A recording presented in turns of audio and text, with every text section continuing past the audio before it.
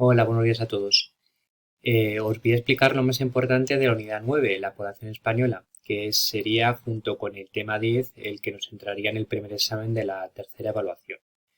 Al empezar el tema, nos viene indicado algunos conceptos que son importantes de cara a posibles definiciones, como sería censo, padrón, registro y otro tipo de fuentes, de la cual la más destacada, si os acordáis, sería la EPA, la encuesta de la población activa.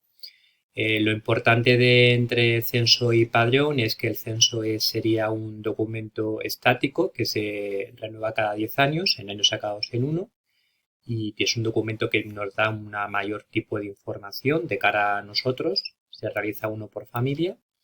Y el padrón municipal sería un documento dinámico que se actualiza cada 1 de enero. Y luego estaría el registro, que sería para nacimientos, defunciones, matrimonio, divorcios, etc. Luego, si seguimos avanzando en distribución de la población, nos viene el concepto de densidad. De acuerdo que la población total sería 47,1 en datos de 2019, no los del 2015.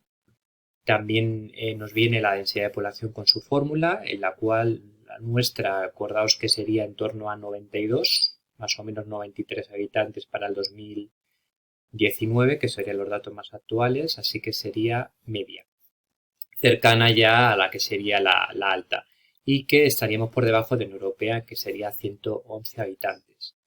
Los factores o evoluciones de nuestra densidad nos viene aquí explicado. Nos interesa un poco más qué ha pasado a partir de la época postindustrial, a partir del 75. Sobre todo qué comunidades han ido ganando más y menos, fijándonos en el contraste entre los dos últimos mapas, estos dos de aquí. Como vais viendo, más o menos se parecen bastante, aunque nos cambien las cifras, y lo que vemos es que prácticamente todas las provincias que son costeras, que están en la periferia, tienen población, tienen bastante densidad de población, y en cambio la zona de meseta o zócalo, que es el zócalo y esta sería la parte de meseta, tienen menor densidad de población. De cara a un mapa de densidades, acordaros, sería importante que os fijaréis en esto. Los motivos, si veis, la de mayor densidad son lógicas, es decir, Madrid, la capitalidad de Madrid y la atracción de la población de la meseta, Barcelona, Palencia y Alicante, las islas, y luego Málaga. Serían las más destacadas. En el caso de Galicia, la que concentra mayor población sería Pontevedra, y en el caso del País Vasco sería la provincia de Bilbao, que sería Vizcaya.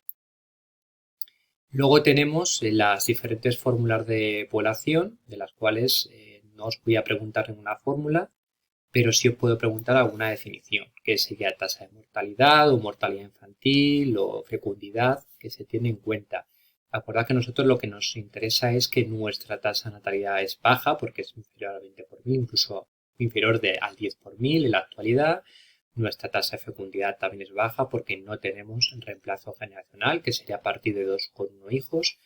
La tasa de mortalidad estaría ahí, es baja, inferior en torno al 9 a 10 por mil.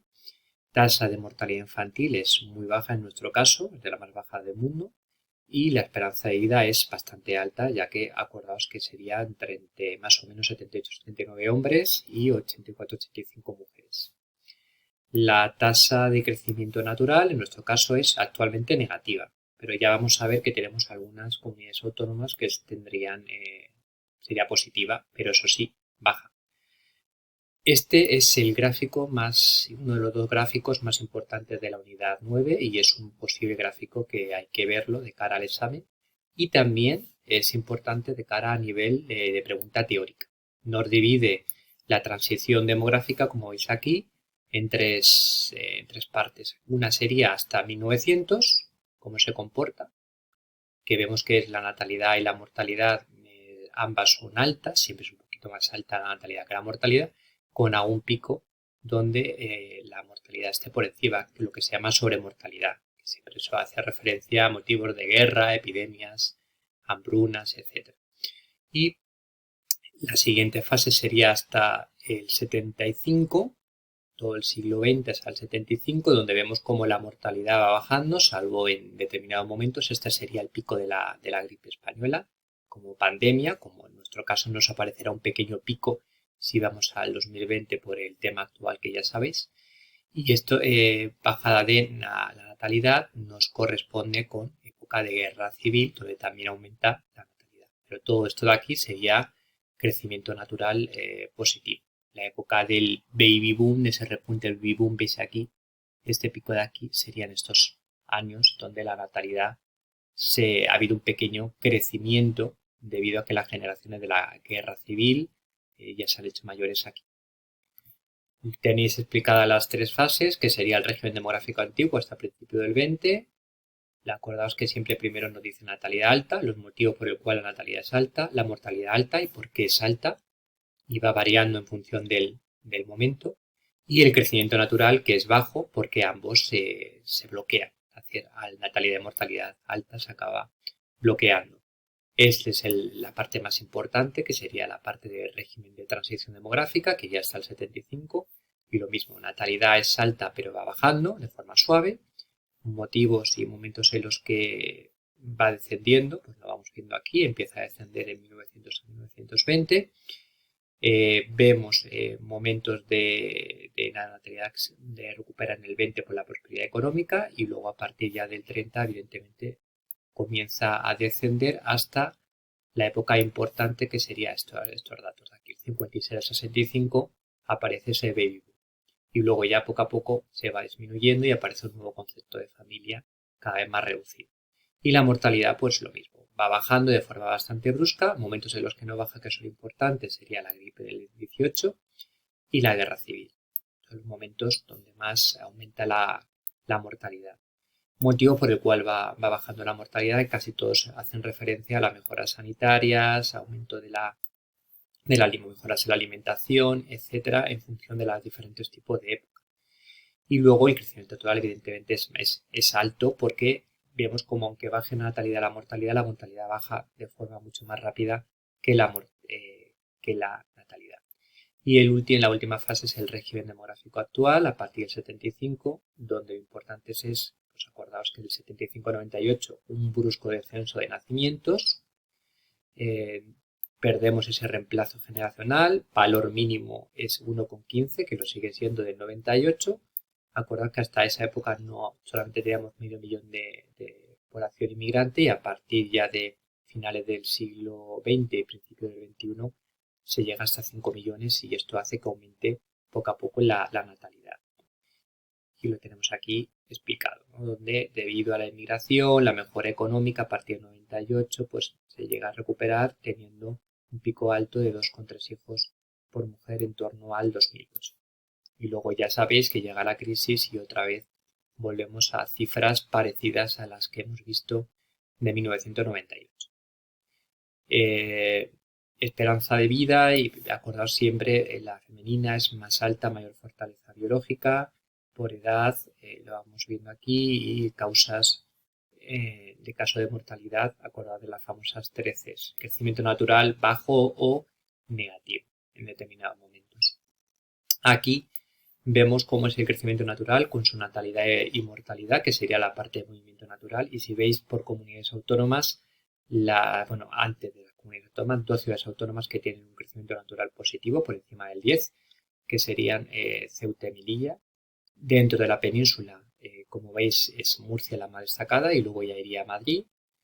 Y luego otras que lo tienen positivo serían Andalucía, Navarra, Cataluña, en las islas tanto Baleares como Canarias, y veis que en negativo sería todo lo que la parte de Zócalo, la parte norte, como veis aquí, Aragón, Castilla-La Mancha, y muy a destacar sobre todo acordaos Asturias, Castilla y León, Galicia y Cantabria serían las que tienen un mayor porcentaje negativo.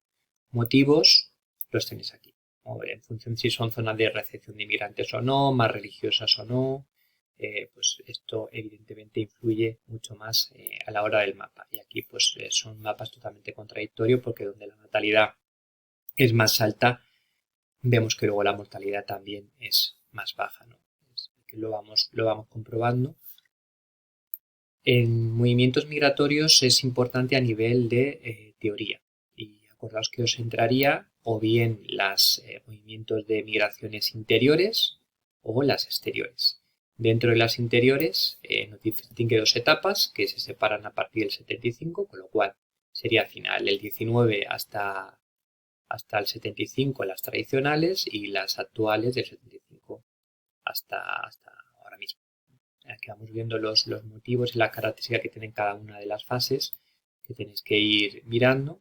A nivel interior, acordaos que se mueve lo importante en esas, son en torno a 11 millones de españoles que se van a mover, aquí lo veis, donde se concentra sobre todo en esta época, el 51-75 con 6 millones, que es la época de la emigración, el famoso éxodo rural.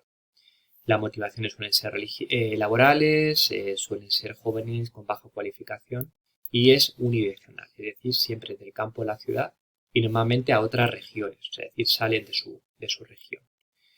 Corrientes tradicionales lo van diferenciando cada una de las etapas. Acuerda que la más importante sería esta, de 51 a 75, donde tiene mayor volumen. Sobre todo gana Madrid, gana Cataluña, la zona turística, la zona del Ebro y Mediterráneo, que es donde ganan población. Y a partir del 75, por la crisis, famosa crisis industrial, pues las zonas industriales pierden algo de población. En la actualidad, lo importante, acordaros, es, si ves aquí, primero es que ya es pluridireccional, con lo cual ya se van también de la ciudad al campo y de ciudad a ciudad. Ya suele moverse a otro, normalmente se mueven dentro de su misma región. Ahí es diverso el perfil de la persona que se mueve y las motivaciones ya son totalmente diferentes y el número es muy poco significativo. Sobre todo lo más que sean son migraciones laborales por trabajo, residenciales, sobre todo jóvenes que buscan viviendas más baratas. Migraciones de retorno es gente mayor de 55 jubilados que se van a su zona de origen, que es habitual. Aparece el concepto de movimiento pendular, que sería esos desplazamientos periódicos por motivo de trabajo u ocio, normalmente diario, que se da entre la periferia y el centro dentro de la misma ciudad, que sobre todo en las famosas horas punta, entrada y salida a los trabajos. Y luego cambios importantes, acordados, ¿no? Las provincias que tienen saldos positivos o más dinámicas son las que están próximas a grandes ciudades, Toledo, Guadalajara, por ejemplo, de Madrid. Los negativos son aquellas que son zonas muy emigrantes, como son Zamora y Soria. Saldo positivos o negativos en función de si hay crisis o no, que sería la cornisa cantábrica. Migraciones se dan sobre todo, acordados que ahora se dan dentro de la propia provincia a los municipios que han crecido. Normalmente los que ganan población son los centros urbanos pequeños o medianos de 10.000 a 100.000. Incluso algunos rurales también han ganado población. Vale, este mapa nos interesa sobre todo ver el cambio de aquí a aquí. Como veis, ganaban población las cercanas a Madrid, las cercanas a Barcelona, la zona de Levante, Málaga, como veis aquí, y pierden el saldo migratorio en España. Vemos aquí cómo ha habido ciertos cambios en algunas de estas provincias. Lo vamos viendo porque en la actualidad, el último mapa que no nos aparece, veríamos cómo estas dos pierden población, como les ha pasado a Cataluña. El concepto de alotonía también es importante, acordados serían aquellas personas que viven en una provincia diferente de la cual han nacido, y luego las consecuencias de las migraciones interiores actuales, pues lo vemos aquí, ¿no? Pues serían desequilibrios demográficos tanto en una zona como en otra, el sobreenvejecimiento en unas zonas que es una zona receptora de jubilados, o bien una población joven, bastante joven en determinadas zonas que hay mayor presión por el empleo, y luego los movimientos pendulares. En el siguiente vídeo explicaré a partir de las migraciones exteriores.